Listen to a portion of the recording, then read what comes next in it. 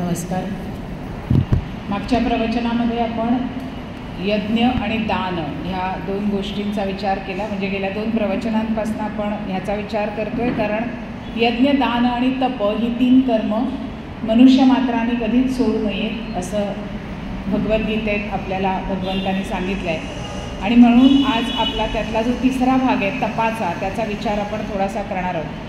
आपल्याला सगळ्यांना जेव्हा आपण तप हा शब्द उच्चारतो किंवा त्याचा विचार करतो तेव्हा आपल्या डोळ्यासमोर असंच येतं की कुठेतरी अरण्यात जायचं आहे किंवा हिमालयात जायचं आहे. म्हणजे हा संसार सोडून दूर कुठेतरी जायचं आणि काहीतरी कोणाचं तरी ध्यान धरायचं आणि वर्षानुवर्ष त्याच प्रक्रियेत आपण फक्त राहायचं म्हणजे तप, असं आपल्याला सगळ्यांना कुठेतरी आपण वाचलेलं असतं, कधी चित्रपटात पाहिलेलं असतं. वेगवेगळ्या गोष्टी आपण बालपणापासून ज्या ऐकलेल्या असतात त्यातही आपल्याला तप म्हणजे काय तर हेच सांगितलेलं असतं. पण मग भगवंतांना जे अपेक्षित आहे आपल्याकडून तप किंवा तपाचरण, ते तपाचरण म्हणजे आपण सगळ्यांनी संसार सोडायचा आणि कुठेतरी निघून जायचं दूर एखाद्या अरण्यात आणि मग तप करायचं असं अपेक्षित आहे का? हो.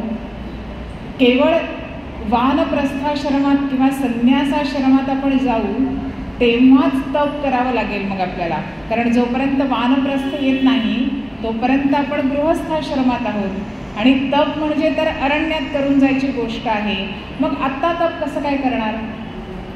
पण भगवंताने आपल्याला गीतेच्या 17व्या अध्यायात याचं खूप सुंदर उत्तर दिलेलं आहे आणि त्यांनी एकूण 6 प्रकार आपल्याला तपाचे सांगितलेले आहेत. आणि त्याचा विचार केला तर मग आपल्या लक्षात येतं की तप म्हणजे खरं तर कष्ट घेणं, शारीरिक कष्ट म्हणजे तप आहे. मग हे शारीरिक कष्ट जे आहेत ते कसे घ्यायचे आहेत? आपण म्हणू आपण रोजच करतो शारीरिक कष्ट, काही ना काहीतरी आपण करतच असतो. दिवसाच्या शेवटी आपल्याला वाटतं बाई गं मी किती दमून गेले, किती थकून गेले. म्हणजेच काहीतरी कष्ट आपल्या हातनं घडत असतात. पण इकडे तप जेव्हा आपण म्हणतो तेव्हा ते जे कष्ट आहेत त्याला एक स्वरूप आहे. म्हणजे काय? ते नियमितपणाने व्हायला पाहिजे, ते दीर्घकालीन व्हायला पाहिजेत आणि ते मनापासून व्हायला पाहिजे. म्हणजेच गोष्ट छोटीशी असली तरी चालेल पण ती नियमपूर्वक करणं अपेक्षित आहे. आपण किती मोठी गोष्ट करतो किंवा किती विविध गोष्टी करतो तपाचरण करताना त्याचं काही महत्त्व नाही आहे. पण आपण तप करायचं म्हणजे काय तर नियमाने एखादी गोष्ट रोज रोज रोज करायची आणि दीर्घकाळ करायची.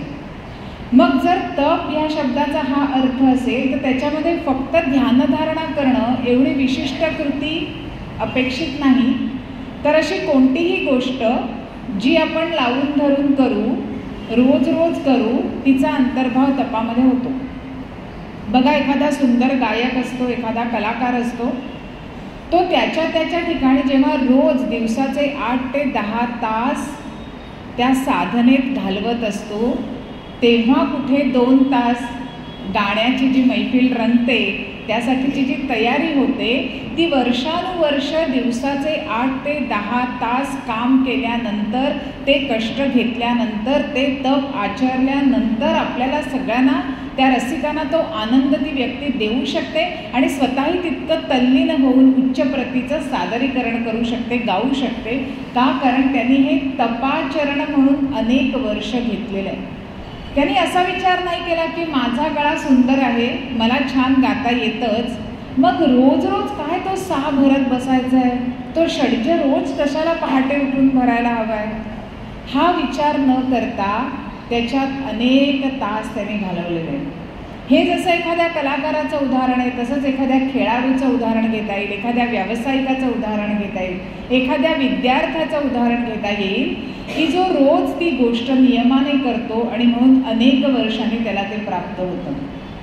आणि म्हणून भगवंत आपल्याला जेव्हा तपाचरण करायला सांगतायत तेव्हा कुठेतरी एकीकडे असं वाटतं की तो प्रवास स्थूलाकडून सूक्ष्माकडे तर आहेच, पण केवळ तो प्रवास स्थूलाकडून सूक्ष्माकडे नाही आहे, तर स्थूल आणि सूक्ष्म असा एकत्रितपणे करायचा तो प्रवास आहे. कारण त्यातले जे 3 प्रकार आहेत त्याच्यामध्ये पहिलं तप आहे ते शरीराचं तप सांगितलं आहे, शारीरिक तप. दुसरं वाङ्मयीन तप म्हणजे आपल्या वाचेचं तप सांगितलं आहे, वाणीचं तप सांगितलं आहे. आणि तिसरं मनाचं तप सांगितलं आहे. मग जेव्हा आपण शरीराने एखादी गोष्ट करतो तेव्हा मग फक्त शरीराचे कष्ट करायचे, मग त्याच्यात आपल्या मनाचा अंतर्भाव नसला तरी चालेल असं म्हटलं तर ते तप होईल का हो? मग ते तप होणार नाही, मग ते फक्त शारीरिक श्रम होतील. पण जर आपल्याला तप करायचं असेल तर त्याला मनाची जोड लागते. आणि मन हे सूक्ष्म आहे, शरीर हे स्थूल आहे. शरीर हे माध्यम आहे आपल्याला दिलेलं. कशासाठी? तर हे सगळं करण्यासाठी. आपण यज्ञ आणि दानाचा विचार केला, पण तप जे आहे ना ते प्रत्यक्ष आपल्या शरीराशी निगडित आहे. आजच्या काळात एक वेळ व्यक्ती म्हणेल, बरं ठीक आहे हो, काय दान द्यायचं आहे ना, बरं तुम्ही काय म्हणताय की प्रतिउपकार नको, फळाची अपेक्षा नको, ठीक आहे चला पैसे आहेत भरपूर, माझ्याकडे धनदौलत आहे, कुठून तरी काहीतरी मिळालेलं आहे, मी दान द्यायला तयार आहे. कारण मला त्याच्यामध्ये कष्ट करायचे आहेत का हो? कष्ट नाही करायचे. शरीराला कुठे झिजवायचं आहे का? नाही झिजवायचं आहे, मग मी ते करायला तयार आहे. पण जिथे जिथे आपण तप हा शब्द उच्चारतो त्या प्रत्येक ठिकाणी आपल्याला वैयक्तिक पातळीवर आपल्या देहाला झिजवल्याशिवाय त्यातलं काहीही घडणार नाही, हा प्रथम संकेत आहे. आणि म्हणून त्याची सुरुवातच अशी आहे, देव द्विज गुरु प्राज्ञ पूजनम, ही त्यातली पहिली गोष्ट आहे. शारीरिक तप करायचं आहे म्हणजे काय? पहिली गोष्ट काय करा? देव द्विज गुरु आणि प्राज्ञ या सगळ्यांचं पूजन करा.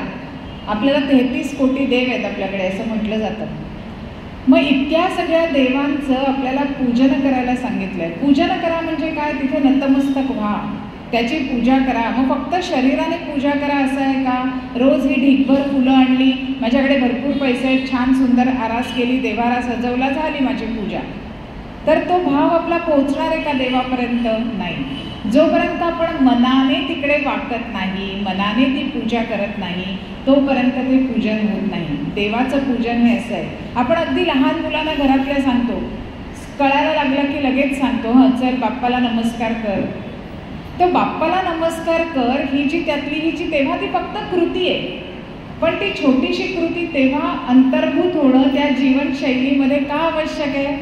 कारण तेव्हाच त्या छोट्या बाळाचाही मी पोसायला लागलेला असतो, मी कोणीतरी आहे असं त्या बाळाला वाटायला लागलेलं असतं. कारण बघा सगळेजण कौतुक करत असतात त्याचं, मग त्या कौतुकामुळे त्याला हे नक्कीच कळतं की आपण कोणीतरी मोठे आहोत, आणि जर आपण कोणीतरी मोठे आहोत तर मग मी काय म्हणेन ते व्हायला पाहिजे. मग जर एखाद्या बाळाला असं वाटायला लागलं की मी काय म्हणेन ते व्हायला पाहिजे, तर तो अहम किती पोचला जाईल. मग तो अहम एकीकडे पोचला जातोय, त्याच्यावर आपलं नियंत्रण आहेही आणि नाहीही, दोन्ही आहे. मग निदान आपल्या नियंत्रणात अजून एक गोष्ट आहे, ती म्हणजे काय? चला बाप्पाला नमस्कार करा. तेव्हा जर हे शरीराला ही सवय लावली की रोज आंघोळ झाली की देवाला नमस्कार करायचा, तर मग ती व्यक्ती आयुष्यात कितीही मोठी झाली, म्हणजे वयाने मोठी झाली, मानाने मोठी झाली, संपत्ती अजून काही त्याच्याकडे आलं, प्रतिष्ठा आली, मान आला मोठा, तरीसुद्धा देवासमोर आपण अत्यंत छोटे आहोत. हा जो लहानपणी केलेला संस्कार आहे त्याचं पूजन रोज व्हायला पाहिजे, हा जो संस्कार आहे तो टिकून राहतो. आणि म्हणून तेव्हा शरीराला तरी ती सवय लागणं गरजेचं आहे. जसं देवाचं पूजन आहे तसं द्विज म्हणजे काय? ज्याच्यावर संस्कार झालेले आहेत अशी व्यक्ती. उपनयन हा जो संस्कार आहे, असं म्हटलं जातं की आपण सगळे जेव्हा जन्माला येतो तेव्हा शूद्र असतो. द्विज म्हणजे दुसऱ्याने जन्मणारा, म्हणजे जेव्हा त्याच्यावर तो उपनयन संस्कार होतो तेव्हा त्याचा दुसऱ्यांदा जन्म होतो, आणि म्हणून तो सुद्धा पूजनीय आहे. मग त्याचा दुसऱ्यांदा जन्म होतो म्हणजे आज जसा उपनयन संस्कार हा एक इव्हेंट झालाय, तसा इव्हेंट म्हणून जर आपण केला असेल तर तो खरंच द्विज झाला का हो? नुसता म्हणायला आहे ठीक आहे, पण जर मी उपनयन संस्कार झाला पण मी एकही दिवस संध्या करत नाही, एकही दिवस गायत्री मंत्राचं पठण करत नाही, बरं ते तरी ठीक आहे, पण निदान मी विद्यार्थी दशेत आहे, तर मग मला जो नियमाने दिलेला अभ्यास आहे तो तरी मी मनापासून करणं अपेक्षित आहे. माझ्या घरात जे वडीलधारे आहेत त्या सगळ्यांचा मान ठेवणं अपेक्षित आहे. ते सगळं जर माझ्याकडनं होत नसेल तर केवळ माझ्यावर उपनयन संस्कार झाला म्हणून तो द्विज पूजनीय होतो का? आता ग्रंथांमध्ये म्हटलंय की द्विज पूजनीय आहेत म्हणून आपण हो म्हणायचं, पण खरंच मनोमन त्याचं उत्तर आपण आपलं ठरवायचंय. आणि म्हणून मग खरंच अशा ज्या व्यक्ती असतात की हे जे सगळं त्या पालन त्याचं करत असतात, त्या व्यक्तींना ना आपल्याला सांगावं नाही लागत, तेथे कर माझे जुळते, आपोआप होतं आपल्याकडनं, आपोआपच होतं. कारण त्यांच्या त्या साधनेचं, त्यांच्या उपासनेचं जे तेज असतं, जे बळ असतं ते आपल्याला दिसतं, जाणवतं. आणि म्हणून द्विजसुद्धा पूजनीय आहेत. गुरु, आपले आईवडील आपले प्रथम गुरु असतात, मग शिक्षक असतात, आपले शेजारी पाजारी, नातेवाईक, आप्तेष्ट मंडळी, समाजातली इतर अनेक जी काही आपल्याला काही ना काहीतरी स्वरूपात शिकवणारी मंडळी, ही सगळी आपल्याला गुरुस्थानी असतात. आणि असं कधीच म्हणू नये की कोणाकडनं मला काही शिकायला मिळत नाही. आपल्याला प्रत्येक व्यक्तीकडनं काहीतरी शिकायला मिळतं. अगदी जर एखाद्या व्यक्तीचं वर्तन चुकीचं असलं तरी सुद्धा आपल्याला त्याच्याकडनं हे शिकायला मिळतं की काय करायचं नाही, कसं वागू नये, हे सुद्धा शिकायलाच मिळतं ना. मग त्यासाठी ती व्यक्तीसुद्धा आपल्यासाठी गुरुच बनते. त्यामुळे असं जर म्हटलं तर सगळेच आपल्यासाठी गुरु आहेत. सृष्टीत अनंत जे जीव आहेत ते सुद्धा गुरुस्थानी आहेत. त्यामुळे त्या सगळ्यांचंही पूजन होणं अपेक्षित आहे. आणि आपली जी संस्कृती आहे ती अशा सर्व गोष्टींचं पूजन करणारी आहे. बघा, आपल्या संस्कृतीमध्ये आता जर एखादा शेतकरी असेल तर तो शेतकरी नागपंचमीला नागाची पूजा करतो, बैल पोळ्याला बैलाची पूजा करतो, वसुबारसेला गायीची आणि तिच्या वासराची पूजा करतो. ह्या सगळ्या गोष्टी काय सांगतात की ह्या सगळ्यांप्रती ही कृतज्ञता आहे. त्यांचं पूजन म्हणजे काय की त्यांची कृतज्ञता आहे त्यांच्याप्रती. आणि प्राज्ञ म्हणजे ज्या कोणी प्रज्ञावान व्यक्ती, बुद्धिमान, हुशार, किंवा असंही म्हटलं जातं की जे महात्मे, की म्हणजे जे आत्मा म्हणजे काय, मी म्हणजे कोण आहे ह्याचा शोध घेण्यासाठी जे निघालेले आहेत, अशा सर्व संन्यासी जन, त्या सगळ्यांनाही प्राज्ञ म्हटलं जातं.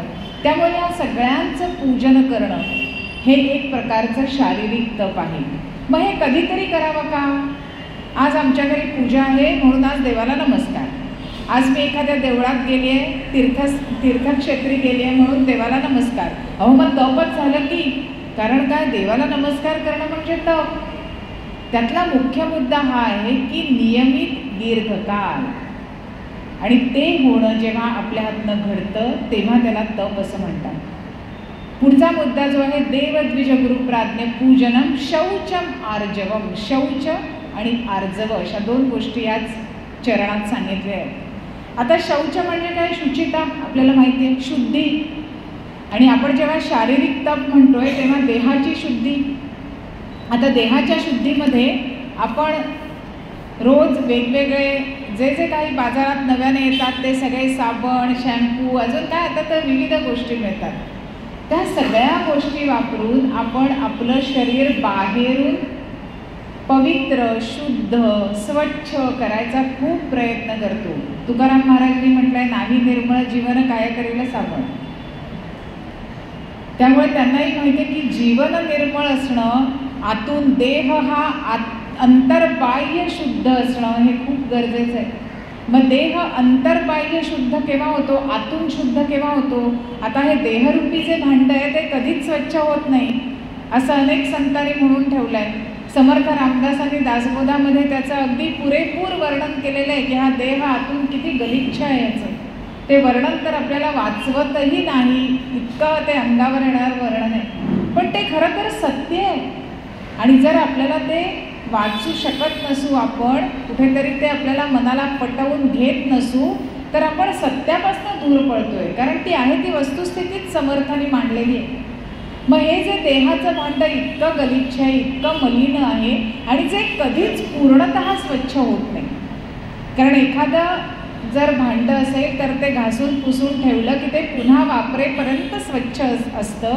पण हे देहाचं भांड मात्र आपण जन्माला आलो किंबहुना जन्माला यायच्या आधीपासूनही ते सतत कार्यरत आहे, आणि त्यामुळे सतत त्याच्यामध्ये अशुद्धी निर्माण होते. मग या देहात अशुद्धी निर्माण करणारी सगळ्यात महत्त्वाची गोष्ट काय आहे तर ग्रंथ आपल्याला असं सांगतात, अगदी उपनिषदापासून असं सांगितलंय, आहार, अन्न ही सगळ्यात महत्त्वाची आणि अशी गोष्ट आहे की जी आपला देह खराब करते. छांदोग्य उपनिषदामध्ये असं म्हटलंय की ह्या अन्नाचं महत्त्व किती आहे. आहार शुद्ध सत्वशुद्धी. जर आपल्याला आपल्यातला सात्विक गुण, सत्व गुणाचं अधिष्ठान वाढवायचं असेल आणि त्या योगे पुढे जाऊन जर आपल्याला समाधी अवस्थेपर्यंत पोहोचायचं असेल तर पहिला आहार शुद्ध होणं गरजेचं आहे. आणि आहारच जर शुद्ध नसेल तर पुढचे त्रिगुणांमधल्या सत्वगुणापर्यंत पोहोचणं आणि मग त्रिगुणातीत होऊन त्या अवस्थेपर्यंत पोहोचणं हे खूप कठीण आहे. असंही म्हटलं जातं, यथा अन्नम तथा मनः. जसं अन्न तसं आपलं मन बनतं. कदाचित ह्या एकाच उक्तीमध्ये आज लोकांचं मन इतकं का बिथरलेलं आहे, इतकं का बिघडलेलं आहे, ह्याचं एक उत्तर आपल्याला नक्की मिळू शकतं. कारण आज जर आपण विचार केला तर आज जे अन्न आपण सेवन करतो ते खूप बिघडलेलं आहे. असं म्हटलं जातं की घरी आपण तयार केलेलं, आता आपण तयार करण्याचं काय महत्त्व आहे बरं त्याच्यामध्ये. कारण आपल्या मनात जो भाव असतो ना तो त्या अन्नात उतरत असतो. अगदी वस्तू छोटीशी असेल, काही 10 माणसांचा स्वयंपाक नाही, 1 किंवा 2च व्यक्तींचा स्वयंपाक आहे, पण जर तो आपण मनापासून आपल्यासाठी केला असेल, अर्थातच आपण स्वतःसाठी जेव्हा करतो तेव्हा ते मनापासूनच केलं जातं, कारण त्यातून आपल्यालाच आनंद घ्यायचा असतो. माणूस हा पूर्णतः स्वार्थी आहे. त्यामुळे आपण एवढाच विचार करतो, मलाच खायचं आहे ना, मग चांगलं तरी करून खाते. त्यामुळे आपण जेव्हा स्वतःसाठी करतो, आपल्या कुटुंबियांसाठी करतो, तेव्हा आपण ते चांगलंच करतो. मग जेव्हा आपण बाहेरून एखादी गोष्ट विकत आणतो, त्याच्यासाठी द्यावे लागणारे पैसे आपल्या ठिकाणी असतात म्हणून आपण ती विकत आणतो. कधी सोय म्हणूनही आणतो, सोय म्हणून जरूर आणावी, त्याला नकार नाही, पण ती 365 दिवसांची सवय असू नये. आणि आज जे झालंय ते असं दिसतं की समाजात अन्नाचं आणि ह्या अन्नाचा आपल्या शरीर मनावर काय, बुद्धीवर काय परिणाम होतोय याचं गांभीर्यच कुठेतरी नष्ट झालं आहे.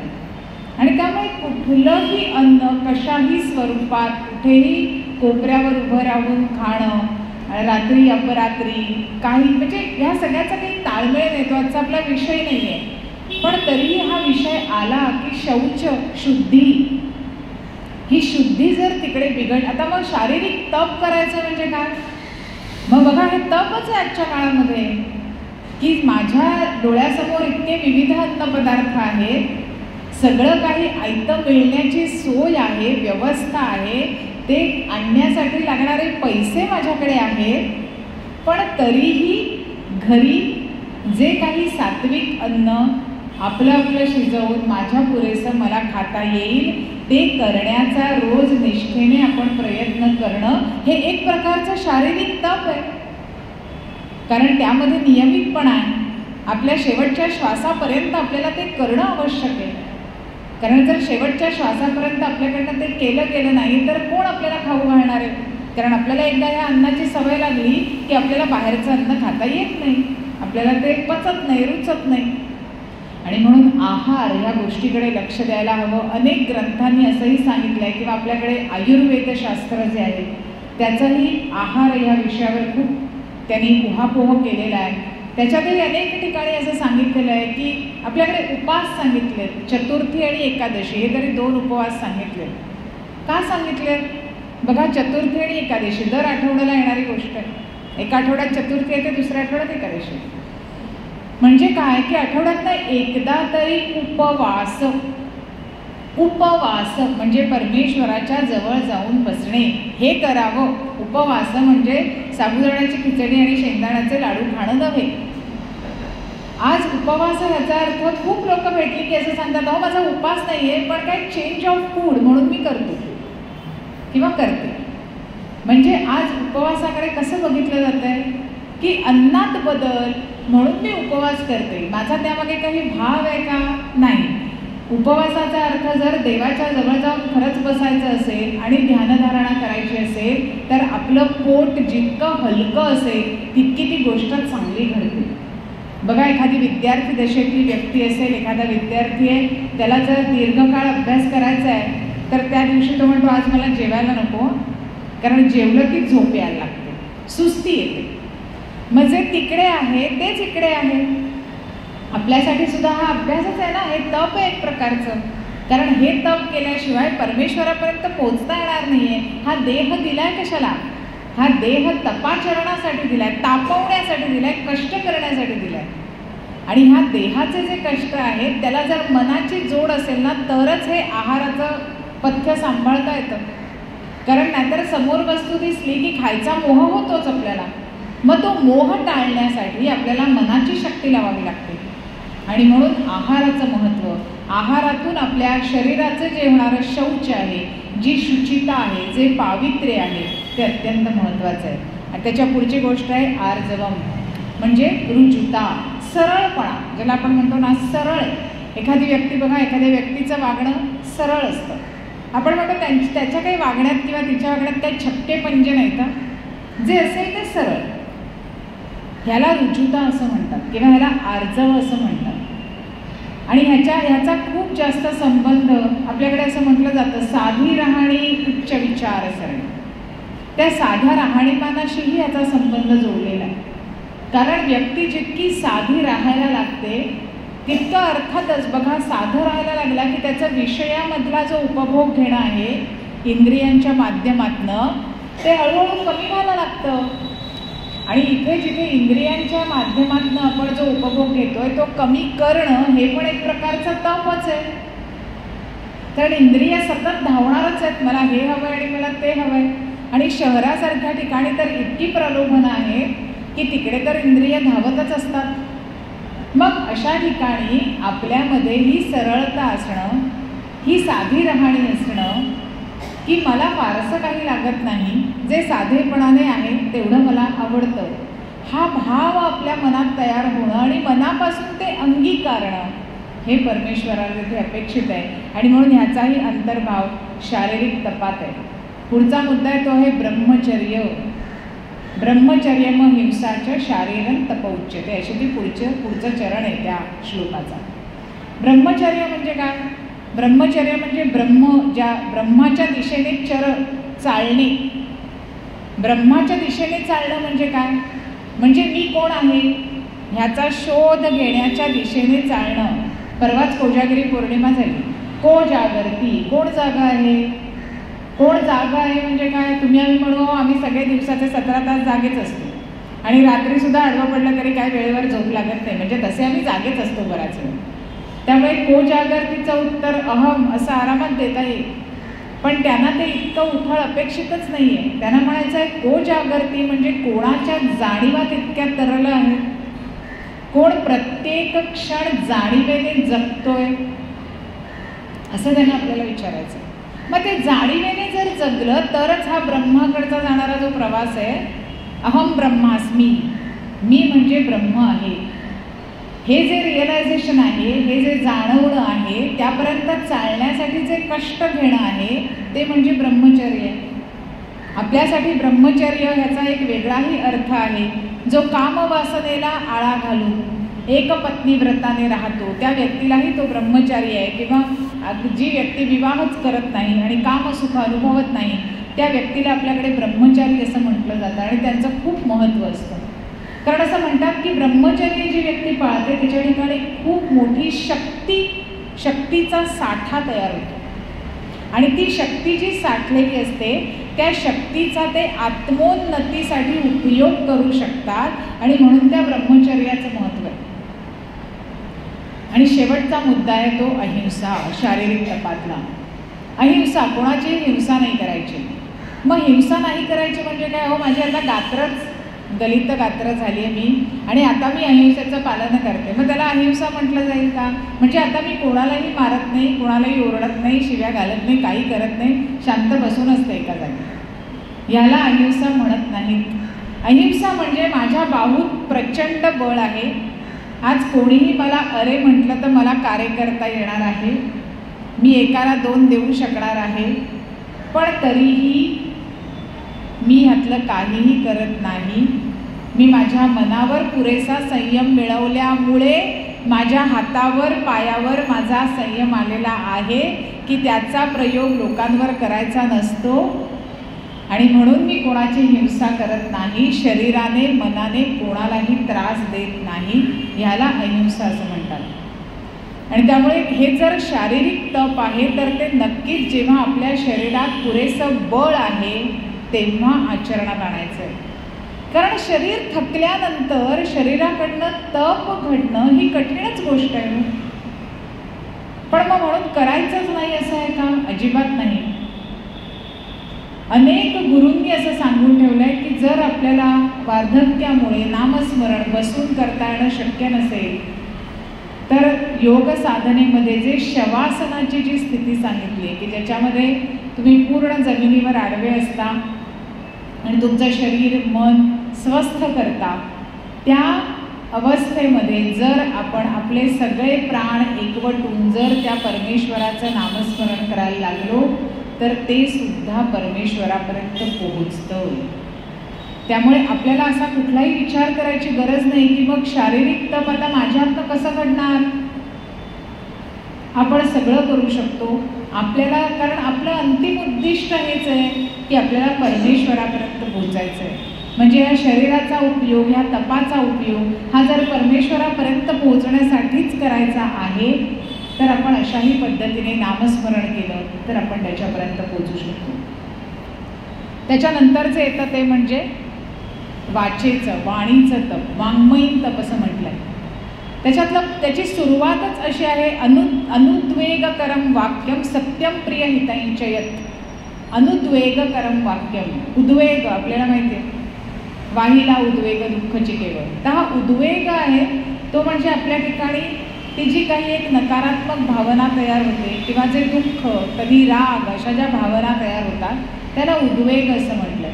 मग अनुद्वेगकरम वाक्यम म्हणजे आपण जेव्हा दुसऱ्याशी बोलतोय, कारण आता हे वाणीचं तप आहे म्हणजे आपल्या बोलण्याशी त्याचा थेट संबंध आहे, कारण वाणीचं मुख्य काम बोलण्यासाठी आहे. मग दुसऱ्याशी जेव्हा बोलतोय तेव्हा दुसऱ्यांना दुःख होणार नाही असं बोलणं म्हणजे अनुद्वेग.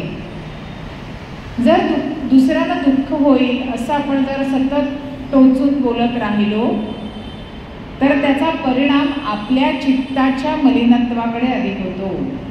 दुसऱ्याला तर दुःख होतंच, त्याच्यात काही वादच नाही, पण आपलं चित्त अधिक मलिन होतं. म्हणून आपल्या चित्ताच्या शुद्धीसाठी, कारण जेव्हा जेव्हा आपण दुसऱ्याला काहीतरी वाईट बोलतो, दुःख होईल असं बोलतो, तेव्हा बघा आपल्या तोंडून काही चांगले शब्द येत नाहीत. काही काही लोकांच्या तोंडी खूप शिव्या येतात किंवा खूप चुकीचे शब्द येतात आणि ती लहान मुलांसमोर सुद्धा येतात. आणि तेव्हा त्याने काय होत असतं की समोरच्या माणसाला तर दुःख होतंच, पण त्या व्यक्तीचं सुद्धा चित्त त्याने मलिन होत असतं, कारण तिथे मग चांगल्या विचारांना जागा उरत नाही. आणि म्हणून असं बोललं पाहिजे की ज्याने दुसऱ्याला दुःख होणार नाही. पुढे त्यांनी म्हटलंय सत्यम प्रिय हितैंचयत. सत्य, प्रिय आणि हितकर असं बोलावं. आपल्याकडे म्हटलंच आहे सत्यम ब्रूयात, प्रियम ब्रूयात, न ब्रूयात सत्यम अप्रियम. म्हणजे सत्य बोला. कुठलं सत्य बोला? जे प्रिय असेल असं सत्य बोला. न ब्रूयात सत्यम अप्रियम, जे अप्रिय वाटेल, कटू वाटेल असं सत्य बोलू नका. आणि इथे हे म्हणतायत सत्य बोला, प्रिय बोला आणि हितकर बोला. आता हा मोठा पेच आहे, कारण हितकर बोलणं हे बऱ्याचदा कटू असतं. मग काय करावं? मग ते जितकं आपल्याला चांगल्या भाषेत गोड शब्दात सांगता येईल तितकं सांगण्याचा प्रयत्न करावा. जसं त्या सत्यम ब्रूयात, प्रियम ब्रूयात, न ब्रूयात सत्यम अप्रियम, याचा पुढचा चरण असा आहे, प्रियंच नानृतम ब्रूयात मौनम सर्वार्थ साधनम. असं जे खोटं आहे आणि प्रिय आहे असं बोलू नका. ऋत म्हणजे सत्य, अनृत म्हणजे जे सत्य असत्य आहे ते न ब्रूयात, ते बोलू नका. म्हणजे जरी ते समोरच्याला प्रिय असलं तरी ते बोलू नका. मग तेव्हा काय करा? मौनम सर्वार्थ साधनम. मिठाची गुळणी धरून शांत गप्प बसा, काहीही बोलू नका. तुमचा स्वतःशी संवाद नक्कीच होईल. कारण आपण काही इतके मोठे तपस्वी नाही की आपण मनात सुद्धा हा भाव येणार नाही की अरे काय हे, मला इथे याला हे बोललं पाहिजे. हा भाव येईल, जरूर येईल मनात. पण कुठेतरी जर हा मौनाचा सराव आपण करायला लागलो, आणि त्याला मनाची जोड लागते मौनाच्या सरावाला. कारण नुसतंच गप्प बसता येत नाही. बघा कितीतरी ऋषीमुनींनी आपल्याला सांगून ठेवलं आहे की बोलू नका, हो, शांत बसा, गप्प बसा, साधन करा, शांत बसून मन एकाग्र करून नामस्मरण करा, तेवढंच बोला. पण हे जमणं किती कठीण आहे. कारण बोलणं हा आपला स्थायी भाव आहे. आपण लहानपणापासून बोलतो आणि आपल्याला हा स्थायी भाव का होऊन जातो? कारण आपल्या बोलण्याचं खूप कौतुक केलं जातं. करतो की नाही आपण? बघा आपल्या घरात एखादं लहान मूल असेल, त्याचे छान बोबडे बोबडे बोल ऐकायला यायला लागले, आपण किती कौतुक करतो त्या बोलण्याचं. आणि मग तिथूनच जी सुरुवात होते ना आपल्या बोलण्याला, ते आपल्याला असं वाटतं की बोलणं हे प्रथम आहे. आणि बोललं ना चांगलं की कौतुक होतं. आम्ही पण अशी बडबड म्हणूनच करतो ना, कारण बोललं की कौतुक होतं. हा भाव मनात असतो कुठेतरी, म्हणून हे बोललं जातं. पण अनुद्वेगकर वाक्य बोलायची नाही आहेत. सत्य, प्रिय आणि हितकर असेल ते बोलायचं आहे. त्याच्या पुढे सांगितलं आहे स्वाध्यायाभ्यसनंचैव वाङ्मयं तपोच्यते. स्वाध्याय आणि अभ्यास या दोन गोष्टी सांगितल्या. आता स्वाध्याय म्हणजे काय? पुन्हा एकदा नियमाने करण्याची गोष्ट म्हणजे स्वाध्याय. शाळेत मुलांना स्वाध्याय दिला जातो. लहानपणी आपल्या स्वाध्याय पुस्तिका असायची. म्हणजे काय? घरी जा आणि नियमाने काहीतरी त्याच्यात करा. पूर्वी अक्षर चांगलं येण्यासाठी पण गिरवायला दिलं जायचं. आजकाल कशी असतात अक्षरं? कारण पाटी गेली, पेन्सिल गेली, सगळं गेलंच ते. आता थेट मुलं वहीतच लिहायला लागतात. अहो 2.5 आणि 3 वर्षाची. बरं 2.5 आणि 3 वर्षाच्या वयाला त्यांचं बोटामधली ती शक्ती तयारही झालेली नसते आणि त्या वेळातच ती लिहायला लागतात त्या वयात. त्यामुळेही कदाचित परिणाम होत असेल. पण आपला जो अभ्यास झाला आहे त्यामुळे जर आपण बघितलं तर बहुतांश आमच्या पिढीपर्यंत खूप लोकांची अक्षरं चांगली असायची. शाळेत पण असे घटवून घ्यायचे ते अक्षरं. आणि आपल्या शिक्षकांचं अक्षर किती चांगलं असतं ना, त्याचाही खूप परिणाम असतो. म्हणजे हा स्वानुभव आहे. मी चिकित्सक समूह शिरोळकर हायस्कूलमध्ये शिकले गिरगावातल्या. आणि आम्हाला शिकवणारे जे शिक्षक होते, विशेषतः 1ली ते 4थी, त्या सगळ्या शिक्षकांची अक्षरं मोत्याच्या दाण्यासारखी होती. सुंदर अक्षर. आणि त्यामुळे आमच्या वर्गातल्या बहुतांश मुलांची अक्षरं सुरेख आहेत, आजही छान आहेत. त्यामुळे ह्याचं श्रेय शिक्षकांना पण आहे. अर्थात शिक्षकांनी ते तसं घटवलं पाहिजे, ते तसं लिहिलं पाहिजे. हा जो स्वाध्याय, इतक्या ह्या मी छोटंसं उदाहरण का दिलं की स्वाध्याय हा इथून सुरू होतो. इतक्या छोट्या गोष्टीपासून स्वाध्याय. स्वाध्याय म्हणजे मोठं काही करायची गोष्टी आहे असं नाही आहे. आपल्या प्रत्येक छोट्या छोट्या गोष्टीचा ज्याचा आपण अभ्यास करतो, रोज रोज जी गोष्ट करतो, त्याला स्वाध्याय असं म्हटलं जातं. मग हा स्वाध्याय करणं म्हणजे काय? तर रोज काहीतरी नामस्मरण करावं, काहीतरी ग्रंथांचं वाचन करावं, ओमचं स्वतः उच्चारण करावं, त्याचं मननचिंतन करावं. हा सगळा स्वाध्यायाचा भाग आहे. कारण ह्या सगळ्या गोष्टी आपल्याला त्या परमेश्वरापर्यंत जाण्याला मदत करणार आहेत. हे वाणीचं तप आहे. त्यामुळे जितकं आपण नामसंकीर्तन, स्वाध्याय, त्याच्या नामस्मरणाचा जेवढा करू तेवढं आपल्याला त्याच्यापर्यंत पोहोचणं सुलभ होणार आहे. आणि म्हणून हे वाणीचं तप जेव्हा सांगितलं आहे तेव्हा चांगलं बोलावं हे अपेक्षित आहेच. पण त्याचबरोबर आपल्या वाणीला स्वाध्याय काय द्यावा? तर वाणीला ह्याची गोडी लावावी की सतत आपल्या मुखातून जे येईल ते रामनाम असेल. कोणी केलं? त्या प्रभू रामचंद्राने केलं, त्या परमेश्वराने करवून घेतलं. असं जरी म्हणण्याची सवय आपण आपल्या वाणीला लावायला लागलो तरी ते एक प्रकारचं तप आहे. आणि असं करता करता मग मनातला भाव ना त्याला जोडला जातोच हळूहळू. असं म्हटलं जातं की जोपर्यंत तो भाव येत नाही आहे ना, हरकत नाही, पण करूया ते. करून करून हळूहळू मन त्याच्यात यायला लागतं. पण आपण ते केलंच नाही, वाणीनेच केलं नाही, तर आपल्या अंतर्मनातला जो अहमभाव असतो तोच कायम राहतो. आणि तो जोपर्यंत कमी होत नाही तोपर्यंत परमेश्वरापर्यंत आपण पोहोचूच शकत नाही. आणि म्हणून तो अहमभाव कमी होण्यासाठी हा स्वाध्याय आपल्याला सांगितला आहे. पुढची गोष्ट आहे ती म्हणजे अभ्यासाची. तत्र स्थितौ यत्नोऽभ्यासः असं महर्षी पतंजलीने म्हटलं आहे. तत्र स्थितौ यत्नोऽभ्यासः म्हणजे काय, आपलं जे मन आहे ते भरकटतं आहे, आपल्याला सगळ्यांना माहिती.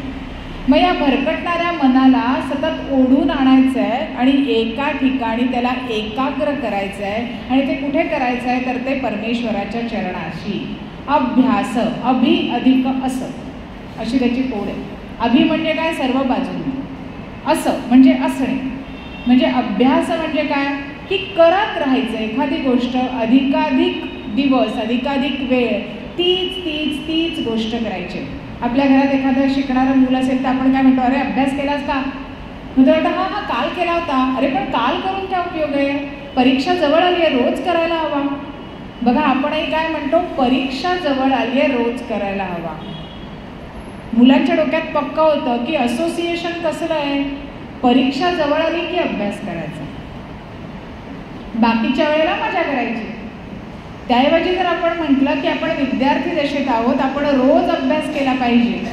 मला अजून आठवतं की माझ्या लहानपणी अगदी ती जी एप्रिल मे महिन्याची सुट्टी असायची तेव्हाही आमच्या आईचा असा दंडक असायचा की 10 ओळी शुद्धलेखन आणि पाढे लिहिल्याशिवाय काही दिवस सुरू होणार नाही.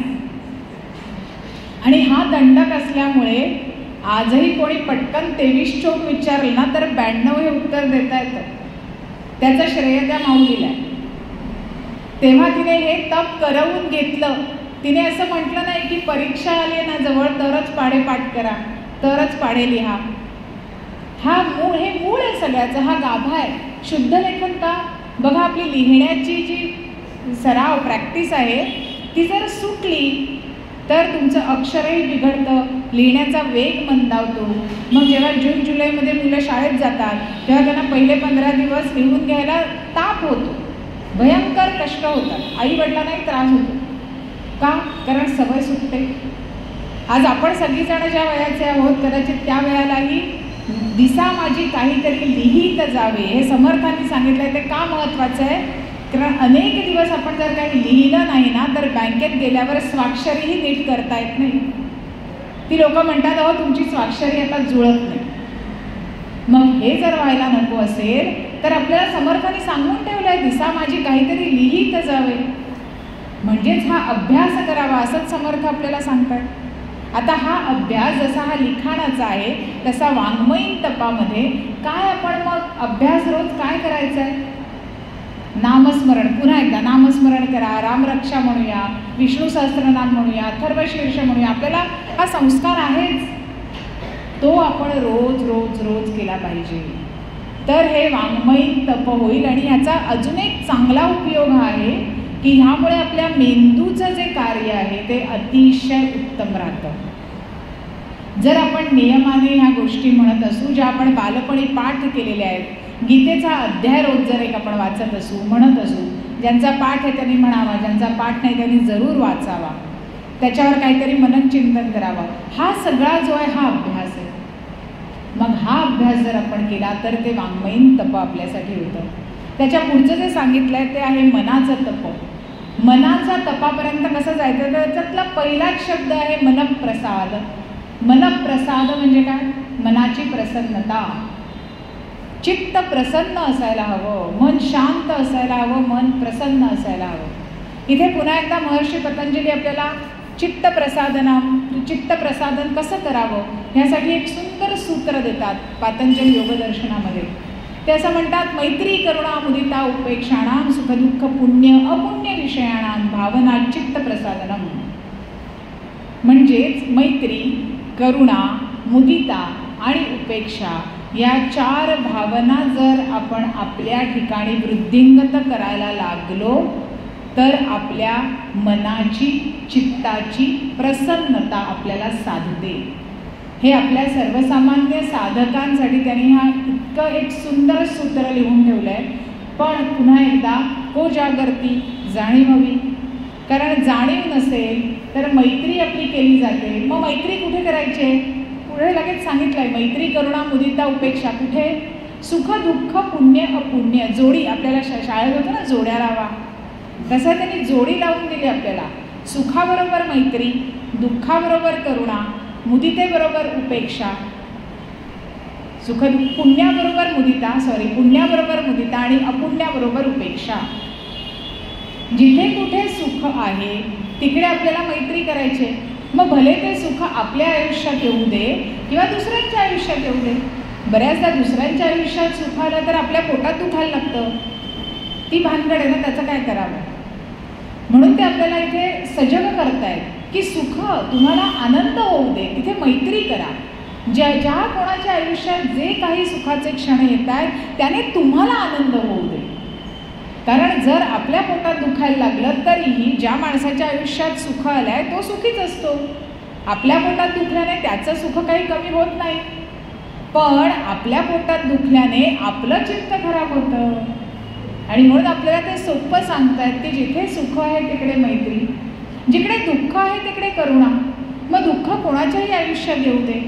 अगदी रस्त्यावरच्या एखाद्या दुःखी माणसाला बघून सुद्धा आपल्याला करुणेचा भाव यावा की मनात, की फक्त आपलं असतं ते दुःख तेवढंच गुंजारायचं आणि दुसऱ्यांचं जे असेल ते जाऊ दे, मला काय करायचं. हा जर भाव आला तर तिकडे करुणा उद्भवत नाही. आणि म्हणून ते जिथे दुःख आहे तिथे करुणा, जिथे पुण्य आहे तिकडे मुदिता. जिकडेही कुठे काहीही पुण्यकर्म होत आहे त्या ठिकाणी आपल्याला आनंद आपण त्याचा घेणं हे आवश्यक आहे. बघा, जिथे पुण्यकर्म होत असतंही तिकडेही आपला ॲनालिसिस सुरू असतो. म्हणजे काय, आपण विचार करत असतो तिकडे जाऊ. तारतम्य नको, तिकडे तारतम्य. मग हे करतायत, मग हे योग्यच आहे का. भले इकडे हा यज्ञ करायला घेतलाय, पण हे कुठून आणले पैसे, काय कोणाच ठाऊक कोणाकडनं आणले, हे राजकारणी म्हणजे काय. म्हणजे ते तो यज्ञ चाललाय, पुण्याचं काम चाललंय. आपण काय विचार करावा, पुण्याचं काम चाललंय ना, मला तिकडे जाऊन एक नमस्कार करणं, काय तिकडे असेल ते भक्तिभावाने काही म्हणणं, मला जर शक्य असेल 5 मिनिटं बसणं त्या सानिध्यात, आपण ते करावं. एखाद्या देवळाचा जीर्णोद्धार झाला, चांगलीच गोष्ट आहे, आपल्याला आनंद होण्यासारखी गोष्ट आहे. पण तिकडेही लोक करतात की नाही हे सगळे विचार. कोणी केला जीर्णोद्धार, कुठून आणले पैसे, चांगल्या मार्गाने आलेत का, त्याचा जास्त खल. महर्षी पतंजलींना एवढंच सांगायचं आहे की तुम्ही त्याचा खल करण्याने तुमचं चित्त अशुद्ध करताय. म्हणून ते न करता तिकडे तुम्हाला चांगलं वाटू दे, मुदिता म्हणजे आनंद होऊ दे. आणि जिकडे अपुण्य घडतंय, जिकडे चुकीचं काहीतरी घडतंय त्या ठिकाणी तुम्ही कितीही जाऊन सांगितलं तरीही त्याने फारसा काही परिणाम होत नाही जोपर्यंत त्या व्यक्तीला ते पटत नाही. आणि त्यामुळे जिथे अपुण्य चालू आहे, जिथे चुकीचं काम चालू आहे, अशा ठिकाणी उपेक्षा. आपण त्या संबंधात फार त्या खोलात न शिरता जे चालू आहे ते चालू द्यावं. आपण त्या भानगडीत पडू नये. सोप्या आपल्या तुमच्या आमच्या भाषेत सांगायचं तर म्हणजे ह्या सोप्या भाषेत आपण त्या वाटेला जाऊ नये, त्या भानगडीत पडू नये. उपेक्षा. बघा किती 4 सुंदर चतुसूत्री आपल्याला महर्षी पतंजलींनी सांगितली. मग जर मनप्रसाद हे जर पहिलं मानसिक तपातली गोष्ट आहे, तर आता ह्या 4 गोष्टी अंगीकारण्यासाठी जे काही आपल्याला करायला लागेल ते तप आहे, ते मनाचं तप आहे. कारण त्यासाठी मनाचा निग्रह लागणार आहे. कोणाला जर सुखाचे क्षण आले तर आपल्याला आनंद होणं आवश्यक आहे, तिथे मैत्री करणं आवश्यक आहे. भले सुरुवातीला असा त्रास होईल, आपल्याला वाटेल की असं कसं, मला खरं मनातनं नाही आवडलं, मला मनातनं खूप वाईट वाटेल, हे सगळं होईल बरं का, आणि होतंच, आपल्या सगळ्यांबरोबर होतं. पण तेव्हा जर आपण आपल्या मनाला थोडंसं शांत केलं, समजावलं की नाही तुला आता नाही पटत आहे, पण झालंय ना चांगलं, तुला जायचं आहे तिकडे कौतुक करायला, जा कौतुक कर. ही जी आपली कृती असते ना, ती कधी कधी आपलं मन पुन्हा पुढच्याला जरा दुसऱ्यांबरोबर घडतं. तेव्हा एकदा जर ती कृती केलेली असेल ना, तर आपलं मन आपल्याला अजून थोडी साथ देतं. म्हणून जरी पहिल्यांदा आपल्या मनाने आपल्याला नाही साथ दिली तरीही आपण हे करायला हवं. हा सोपा मार्ग आपल्याला त्यांनी सांगितला. पुढे ते म्हणतात सौम्यत्व धारण करावं. बघा काही लोक किती सौम्य असतात, त्यांचं बोलणं चालणं व्यक्त होणं सगळं सौम्य असतं, शांतपणे ते सौम्यत्वाने सगळ्या गोष्टी करतात. का? कारण त्यांच्या ठिकाणी काम आणि क्रोध ह्या ज्या 2 भावना आहेत, ज्या रजोगुणाकडे आपल्याला सतत घेऊन जात असतात, त्या भावनांचा प्रादुर्भाव थोडा कमी असतो. म्हणून अशी मंडळी सौम्य असतात. आता हे सौम्यत्व काही जणांनी समाजात धारण केलेलं असतं आणि काही जणांचं खरंच असतं. बहुतांश लोकांनी ते समाजात धारण केलेलं असतं. खरं काही कामं आणि क्रोधावर विजय वगैरे प्राप्त झालेला नसतो. पण बाहेर जर लोकांना रागावून दाखवलं, उगाचच काहीतरी आपले रिस्पॉन्सेस वेगळे वाकडे दिले तर काय उपयोग आहे? लोक काय म्हणतील की काय ह्या बाई आहेत, नुसत्याच इथे व्यासपीठावरनं बडबड करतात, इकडनं बाहेर आल्यावर आत्ताच्या आत्ता रागावल्या. त्यामुळे असा कधीतरी बुरखा धारण करायला लागतो. पण त्यांना भगवंतांना हे बुरखा धारण करणं अपेक्षित नाही आहे, त्यांना खरं सौम्यत्व अपेक्षित आहे. आणि म्हणून एखादी व्यक्ती खरंच सौम्य आहे की नाही हे जर जाणून घ्यायचं असेल तर त्या व्यक्तीच्या घरच्या माणसांना विचारा. घरची माणसं देखील ते खरं उठतं, कारण घरच्या माणसांना माहीत असतं व्यक्ती किती सौम्य आहे ते. म्हणजे आपण सगळ्याजणी सौम्य आहात, मी माझ्याविषयी बोलते, त्यामुळे घरच्या माणसांकडे खरं उत्तर असेल. त्यामुळे माझ्याविषयी काही गैरसमज झाला असेल तर मोस्ट वेलकम, घरी कधी येऊ शकता. त्यानंतर मौन पाळायला सांगितलं आहे. पुढचं जे मनाचं तप आहे त्याच्यात, मग आता मौन आहे ते सर्वस्वाने मौन हवं आहे. म्हणजे मौन म्हणजे फक्त मी बोलत नाही, पण मनात सगळं चालू आहे, विचारांची घोडदौड चालू आहे. मनात समोरच्या माणसाला 100 शिव्या घालून झाल्या, फक्त मी बोलले नाही, मग त्याला मौन परमेश्वर म्हणत. म्हणजे आपल्याला की ते मौन असतं, कारण आपण सर्वसामान्य आहोत. आपण म्हणतो मग मी मौनाचा अभ्यास केला, 5 मिनिटं मी काही बोलले नाही, मला इतका राग आला होता ना त्यावेळेला, पण मी काही बोलले नाही. म्हणजे सगळं मौन केलं खड्ड्यात. थोडक्यात सांगायचं म्हणजे मौनाला जर विचारांची जोड असेल, विचारांचं मौन जर साधता आलं तर ते खरं मौन आहे. आणि म्हणून हे मौन आपल्याला साधायचं आहे. पुढे ते असं म्हणतात आत्मविनिग्रह, ही पुढची गोष्ट आहे. आत्मविनिग्रह म्हणजेच आत्मसंयम.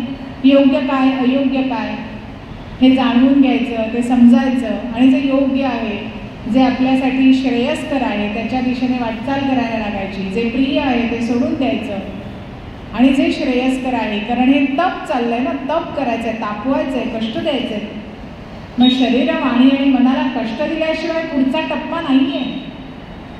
हे तप का सांगितलं आपल्याला भगवंतांनी भगवद्गीतेत का सांगितलंय?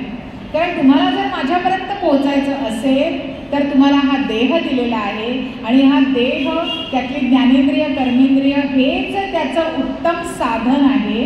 कारण मनुष्य जन्मातच तुम्हाला हे तप आचरणं शक्य आहे. म्हणून ह्या तपाचा अभ्यास तुम्ही आत्ता करा, तर तुमचा पुढचा प्रवास सुकर होणार. आणि म्हणून परमेश्वराने आपल्याला हे सांगितलं. थोडक्यात 3 प्रकारचं तप जर आपल्याला आचरण करायचं असेल तर दररोज आपल्याला काय काय करायचं आहे? तर पूजन करायचं आहे, आहारावर नियंत्रण हळूहळू आणायचं आहे, साधी राहणी, विचारसरणी चांगली ठेवायची आहे, वागण्यात सरळपणा आणायचा आहे, अहिंसेचा थोडासा स्वीकार करून त्याप्रमाणे वर्तन करायचं आहे, शक्यतो सत्य, प्रिय आणि हितकर असेल ते बोलायचं आहे, नाम जप, मनापासून ग्रंथांचं वाचन करणं किंवा त्याचं मनन चिंतन करणं हे करायचं आहे. आणि सगळ्यात महत्त्वाचं म्हणजे इंद्रियांचा संग जितका कमी करता येईल तेवढा इंद्रियांवर संयम जितका मिळवता येईल. मला वाटलं, बघा खूपदा असं आपण करतो, आपण सगळे करतो. खरं तर डॉक्टर म्हणाले की आता रात्री 10 वाजता आईस्क्रीम वगैरे खाऊ नये, त्याने सर्दी लवकर होईल, आणि आत्ता बाहेर वातावरण चांगलं नाही. हो, पण इतकं मरणाचं उकडत होतं ना की डायबिटीज असूनही मला असं वाटलं की आत्ता नातवाने आणलाय ना आईस्क्रीम, मग आजचा दिवस खावं. तर हे जे वाटलं इथपर्यंत परमेश्वराला मान्य.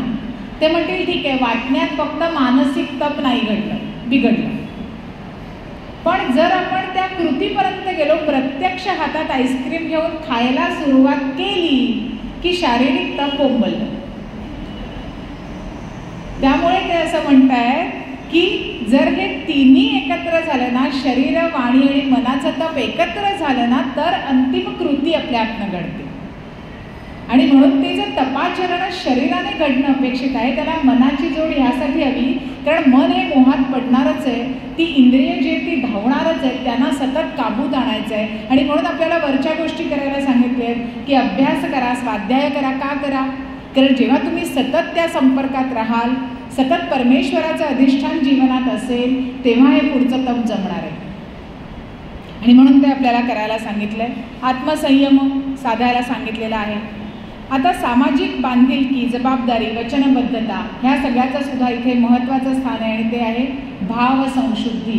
हे जे मनाच्या तपामध्ये हा जो शेवटचा मुद्दा आहे, भावसंशुद्धी रित्येतत् तपो मानस उच्यते. तर ती भावसंशुद्धी म्हणजे काय? परत एकदा कोणालाही फसवायचं नाही. आता फसवायचं नाही म्हणजे आपण उत्सुकपणाला फसवायला जात नाही, पण जर आपण एखाद्या ठिकाणी एखादी गोष्ट करण्याची जबाबदारी उचलली असेल तर ती जबाबदारी आपल्या जीवात जीव असेपर्यंत पार पाडणं, मग इतर कोणतेही मोहाचे क्षण आले तरी आयत्या वेळेला फोन करून अगं आजचा दिवस मला नाही जमत, मी घेतली आहे जबाबदारी, पण आज जरा माझ्याऐवजी ही येईल, असं शक्यतो न करणं म्हणजे भावसंशुद्धी आहे. कारण आपण आपल्या वैयक्तिक, कौटुंबिक आणि सामाजिक आयुष्यात ज्या ज्या गोष्टी जबाबदारी, बांधिलकी म्हणून स्वीकारलेल्या असतात त्या पूर्ण करणं हे सुद्धा एक तप आहे. कारण आपल्याला सगळ्यांना त्याच्यात अडचणी येतात, वैयक्तिक स्वरूपात येतात, कौटुंबिक येतात आणि सामाजिकही येतात. पण त्या अडचणींवर मात करून, आता अडचणींवर मात म्हणजे काय आहे? फक्त आपल्या मनाला समजवायचं आहे, बरं बाकी काही नाही करायचं. मनाला सांगायचं आहे की हे मना, तू जर ती जबाबदारी स्वीकारलेली आहेस तर ती जबाबदारी निभावणं हे तुझं पहिलं कर्तव्य आहे. त्यामुळे इकडे कुठेतरी मोहाचा क्षण आलाय म्हणून तिकडे वळू नकोस, आधी जबाबदारी पूर्ण कर. ही आहे भावसंशुद्धी. आणि म्हणून ते करणं हे मोठं मानसिक तप आहे. थोडक्यात मन प्रसन्न होण्यासाठी आवश्यकता आहे ती सौम्यत्व धारण करण्याची, सौम्यत्वासाठी आवश्यकता आहे ती मौनाची. आत्मसंयम केल्याशिवाय मौन साधणार नाही आणि आत्मसंयम होण्यासाठी भावसंशुद्धीची गरज आहे. असा जर आपण एकत्रितपणे विचार केला तर हा सगळा श्लोक हे मनाचं तप कसं उलगडतो हे आपल्या लक्षात येतं. असंच आपल्याला सात्विक, राजस आणि तामस तप सांगितलं आहे. तर सात्विक, राजस आणि तामस तप हे वृत्तींबरोबरचं आहे आपल्या, बरोबर आहे. आणि त्याच्यावर आपण ह्याही आधी सत्वगुण काय सांगतो, रजोगुण काय सांगतो आणि तमोगुण काय सांगतो याचा पुरेसा ऊहापोह केलेला आहे. आणि तेच सगळं जेव्हा आपण सात्विक तपाचा विचार करतो तेव्हा अपेक्षित आहे. त्यामुळे त्याच्यावर आता वेगळं भाष्य करायची गरज नाही, कारण या वृत्तींवर आपण खूप सखोल आपल्या वेगवेगळ्या प्रवचनांच्या दिवसांमध्ये बोललेले आहोत. आणि म्हणून आपण लक्षात घेऊया की सात्विक तप जे आहे ते कोणत्याही फळाची अपेक्षा न करता आणि कायम स्वरूपी करायचं, आणि त्यामुळे त्यातून जो काही लाभ होणार आहे ना तोही कायम स्वरूपी आहे. कारण बघा, आपल्याला त्या परमात्म्यापर्यंत जायचं आहे हा आपला एक महत्त्वाचा उद्देश आहे. आणि कदाचित तोच एकमेव उद्देश धरून जर चालायला लागलो तर ह्या जन्माचं सार्थक आहे असं ऋषीमुनींनी सांगून ठेवलं आहे. आणि म्हणून ते साधायचं असेल तर राजस आणि तामस तपाने काहीही साधणार नाही. कारण राजस तप कसं असतं की मला लोक मान्यता देतील, मला प्रसिद्धी मिळेल, कोणीतरी चांगलं म्हणेल, वा अरे वा 10वीला 98% मिळाले असं आम्हाला विद्यार्थी पण येऊन सांगतात की अहो मॅडम मी आत्ता अभ्यास का करतो माहिती आहे का, मला ना लोकांनी नंतर असं म्हणायला हवे की अरे वा तुला किती छान मार्क मिळाले, यासाठी मी अभ्यास करतो. म्हणजे हे पूर्णतः राजस तप झालं. आणि मग अशा विद्यार्थ्यांबरोबर बऱ्याचदा काय होतं की मार्क मिळवण्यासाठी ती घोकंपट्टी केलेली असते, तेवढं लिहून झालं, मार्क मिळाले, 2 महिन्यांनी विचारलं तर त्यातलं काही अवगत झालेलं नसतं. आणि म्हणून परमेश्वराने खूप सुंदर लिहून ठेवलं, याला राजसतप तरी बरोबर नाव दिलं की काहीतरी मिळवायचं आहे म्हणून काहीतरी करणं हे राजसतप आहे, ते नको. तामसतप म्हणजे काय, दुसऱ्यांना त्रास व्हावा म्हणून मी काहीतरी तपाचरण करेन, हे तामसतप आहे. आणि म्हणून ते म्हणतात कायम सात्विक तपाचा विचार करा.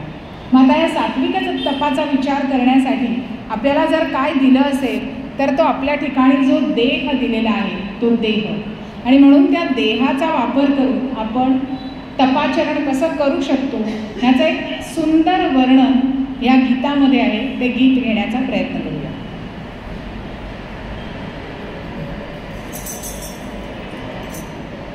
देह मंदिर चित्त मंदिर एक तेथे प्रार्थना, सत्य सुंदर मंगलाची नित्य हो आराधना.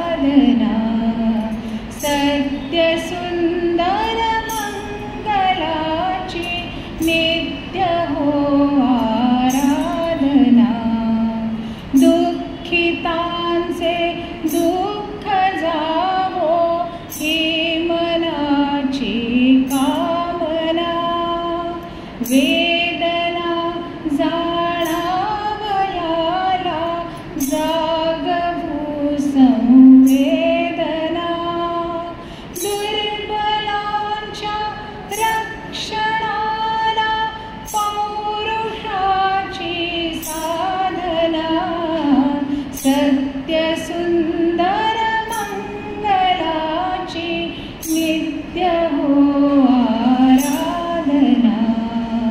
देह मंदिर चित्त मंदिर एक तेथे प्रार्थना। सत्य सुंदर मंगलाची नित्य हो आराधना। जीवनी नवतेज राहो अंतरंगी भावना। सुंदराचा वेध लागो मानवाच्या जीवना। शौर्य लाभो धैर्य लाभो सत्यता संशोधना। सत्य सुंदर मंगलाची नित्य हो आराधना। देह मंदिर चित्त मंदिर एक तेथे प्रार्थना। सत्य सुंदर मंगलाची नित्य हो आराधना। भेद सारे मावळू द्या वैर साऱ्या वासना। मानवाच्या एकतेची पूर्ण होवो कल्पना। मुक्त आम्ही फक्त मानू बंधुतेच्या बंधना। सत्य सुंदर मंगलाची नित्य हो आराधना। देह मंदिर चित्त